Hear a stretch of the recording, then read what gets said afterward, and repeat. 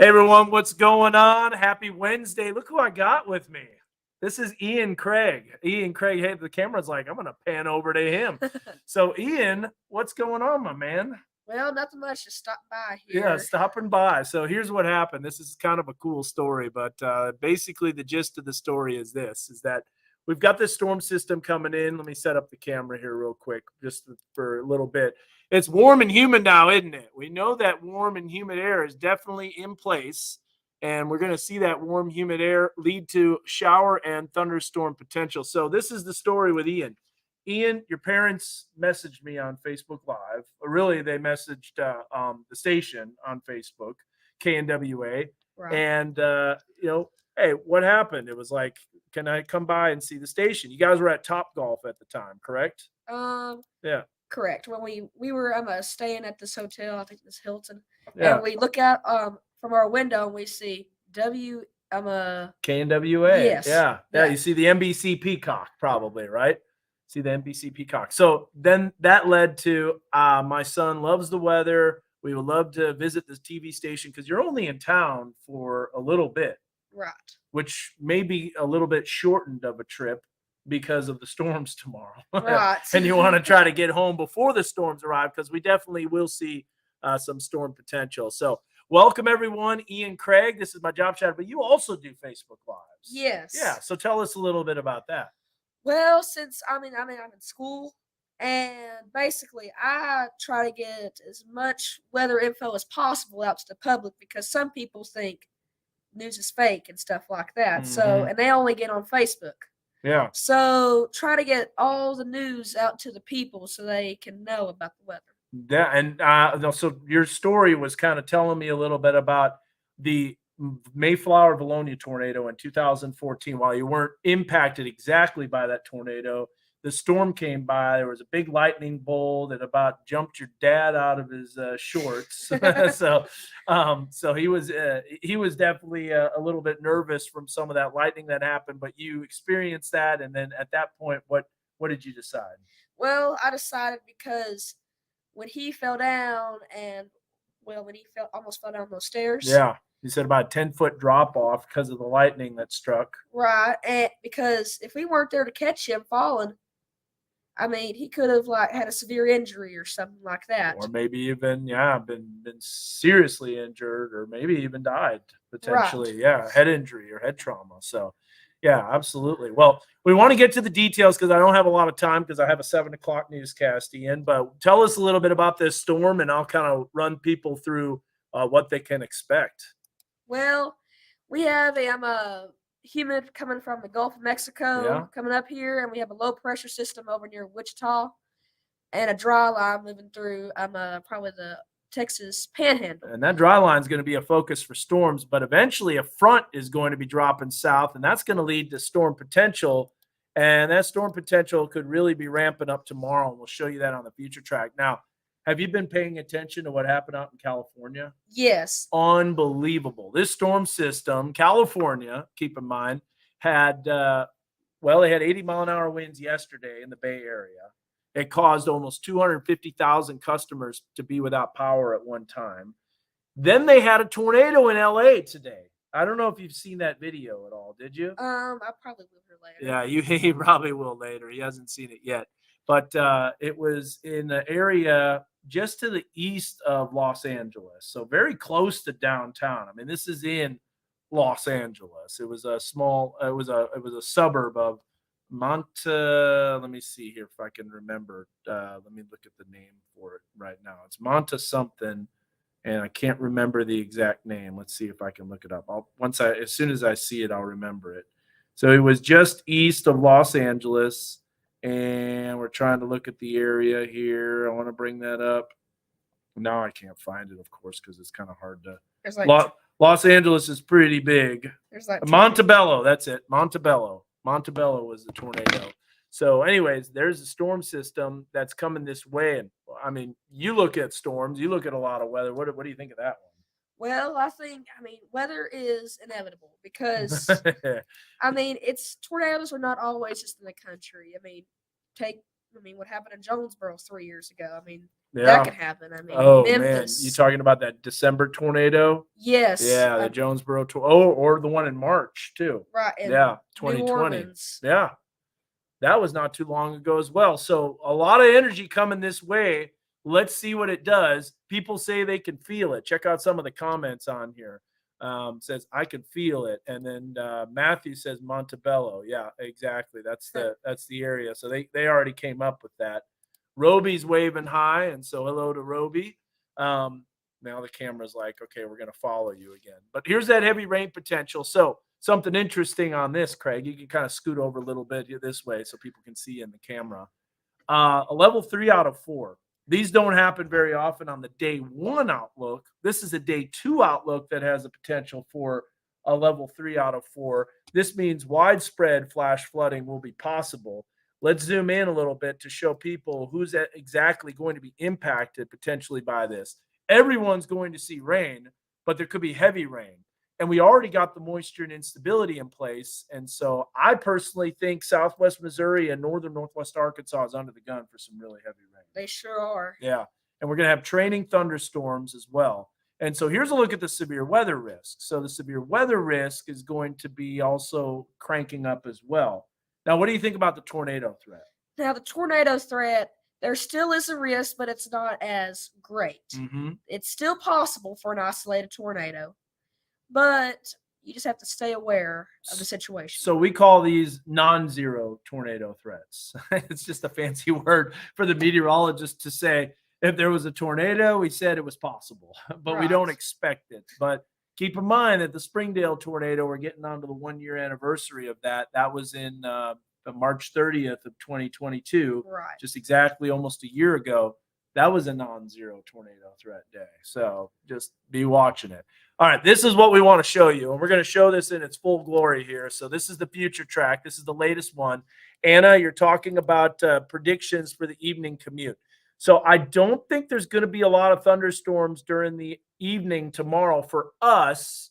Now, the farther north you go, that might be a little bit of a different story. And there is plenty of energy, so maybe the models are underdoing this, and we'll show you kind of some of the other models in terms of the timing of all this. But here's a look at 7 o'clock. This is already showing thunderstorms, but there are some other models that are having most of the storms in Southwest Missouri at this time. And I kind of tend to believe that. So this might be a little bit overdone in terms of how much thunderstorm activity will be.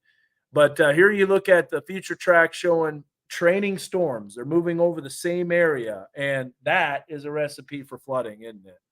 Sure is. Yeah. So why is that? Why is training thunderstorms? Because yeah. well, sorry. You go ahead. No, you're right. Because if rain falls for a long period of time, I mean, just for give an example, 1 inch per hour, and it rains for 4 hours straight. That's 4 inches of rain in 4 hours. That's a lot, and that's a big deal. And some of these storms, because of the atmospheric moisture, what we call precipitable water, it's nearly 2 inches in some instances, which means that you could get 2 inches per hour rainfall rates. You can. So, and if you get 2 inches per hour and get that for 4 hours, you have 8 inches. I don't think that's happening because the storms won't last that long, but they are going to move over the same area. And there you see, by the way, this model, this is obviously what's not going to happen. And for some reason, it drops off right at the end because the newest information is updating. That's a lot of rain, folks. 3.85, 3.16. Now, this is just a computer model, but it gives you an idea of what can happen. Now, let me show you a different model. This is going to be our the 3 kilometer NAM, by the way, doesn't have very much of anything. But let me show you this. This is going to be our NAM 4 kilometers. So as soon as I bring this up, looking for it, stand by. Where are you? There you are. So here's the 4 kilometer, and this is going to show a little bit of a different scenario. So first of all, it's got the little bit of rain, and then it's got some thunderstorm activity. I could kind of believe that around 5, 6 o'clock in the evening, we're going to see thunderstorms. So the evening commute could be a little dicey, and then you could see the storms kind of dissipating a little bit, but remaining in Southwest Missouri, and then the front kind of pushes through. Now, here's what I think the graph is wrong. It moves this out way too fast. But notice that there is that secondary round in the river valley in the morning hours. That's when Yes. I'm concerned about the severe weather and the tornado potential, is early Friday morning, unfortunately. Right. And that's when all this kind of this energy moves through. So that's where the bulk of the energy, meaning the wind shear, is going to be in place. Now the HRRR still had rain at this point in Northwest Arkansas, whereas the graph really doesn't. But hey, speaking of your area, look at what we got here in the Batesville region. That right there is thunderstorm activity, and that is unfortunately pretty close to you guys. Right. So that's if people haven't known, where are you from again, just to let people know? Newark, Arkansas. It's around, I would say, 15 miles east of Batesville. Very close to. So if you know Batesville, you know Newark. So that's Ryan Vaughn country. Which, by the way, it's interesting. Ryan Vaughn is coming here with his family to vacation for spring break. So you were here, and now you're going back, and then he's coming here. So Saturday and Sunday looks amazing. By the way, Saturday Sunday looks so nice, doesn't it? The weather wise. All right, let's look at some other real quick. Some of the other computer models that show rain totals, and this is why we don't know exactly where the heaviest rain corridor is going to lie, but we will get additional information coming in later on tonight, and that will kind of let us know a little bit more. But see that corridor of heavy rain, everyone? Southwest Missouri, northwest Arkansas, and then there's additional storms that develop on Friday, and that's that heavy rain that materializes from that. The European's interesting. It's actually showing now the river valley might see more rain. What do you think about that? Well, I mean, some models, I mean, it's tomorrow it's supposed to happen. Yeah. I mean, it's not like exact, but it could change. It could change. Like, it can go a little bit more north, like towards Rogers and Bentonville. It could. It very well could. And that heavy rain axis could shift. Let me show you a different computer model. Have you ever seen this one? This is called the Texas Tech WRF. It's a very good model. It's a 3 kilometer. It's kind of like the NAM, and the HRRR. Here's the GFS that shows a bullseye of heavy rain in Southwest Missouri, but it doesn't really have as much here. And then the NAM, kind of trash, right? Yeah. Never. You know what NAM stands for, right? Never accurate model. At least that's what we say. So I'm going to share my screen here. I'm going to show you the Texas Tech WRF. So this is a very good model. It's running now out to 28 hours. But here's a look at the thunderstorm development that takes place tomorrow. It's going to be very isolated, but notice how the storm activity really pops up in northeast Oklahoma and southwest Missouri. Now, let me go to the previous run because this will go out a little bit farther. So here's that storm activity. Now, watch what happens. A lot of the storms are focused in southwest Missouri and northeast Oklahoma. Right. So that is a concern right there, including, like, we've got to be able to watch that for sure. How is that going to behave? Is that model going to be accurate? We'll have to continue to watch that. Then, as we move along in time, now this is where the bulk of the energy comes in, and it's overnight Friday into Saturday morning, or overnight Thursday into Friday morning, that we have to really watch for that heavy rain potential and see how that training is developing. This is where things really start to come down. Now, if you'll notice here, this still has severe weather potential, 17Z.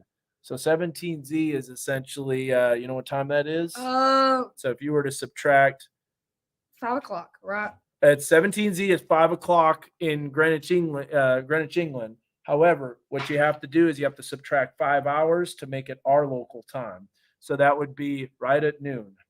So this is noon. It's still showing thunderstorm potential. Now, if we look at this, this will show you, which is a little scary. Look at the updraft helicity tracks. And look at this. Like, almost every single storm overnight, Thursday into Friday morning, will have the potential to spin because of this storm environment. Right. Now, I don't know if the tornado potential will be there in place, but that is a little concerning. It sure Do is. you see all that? And look at that, every single storm there. And if we look at the significant tornado parameter on the 3 kilometer WRF, you can see it nosing into the river valley on early Friday morning. That's what I think is the most concerning in terms of the tornado potential. And then it starts to shift east. Now, look at the tornado potential in Louisiana, which, by the way, they have an enhanced risk down Makes there. sense. Yeah, it does make makes total sense. And then we look at the accumulation precipitation, and that shows you some corridors of some really heavy rain. That's a 3 to 4 inch corridor in parts of Benton County. There will be spots that picks up less, but still overall 2 to 3 inches area wide with some bullseyes of over 4 inches, not out of the question. So, all right, well, we're going to be running here a little bit shorter on time. NAM has been pretty inconsistent tracking storms. So NFL Productions 101 is one of my super weather kids. His name is Evan, and Evan lives in Southwest Missouri, and he's about your age, and he knows a lot about weather too. Yep. And he's really cool, and he does all the Facebook Lives as well. So Evan is cool, kind of like you, Ian. So Ian, I appreciate you being on here on this Facebook Live. If we want to sum up everything, let's sum it up real quick over the next minute or so. What do you think? Tomorrow you have to watch out for potentially a flash flooding into Friday with the heavy with storms possible, including tornadoes.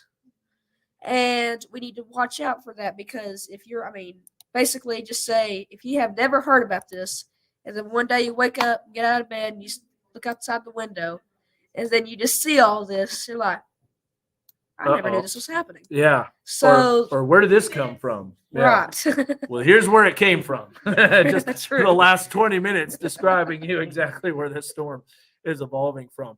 Which, by the way, there was someone on Twitter that said they were impacted by the Springdale tornado. I would love to get them on to talk about that because it hit so fast and everything went absolutely crazy. And his wife now has PTSD from those storms. So they can definitely turn your life upside down in a matter of seconds. It sure can. We need the Hogs to win. Razorbacks. We'll do another Facebook Live after the 10 o'clock. Craig, thank you so much, man. Appreciate it. Ian Craig, everyone. Mr. Craig right here. He's going to be another meteorologist in the making. Have a good one. Take care, guys, and thanks for watching. We'll see you tonight.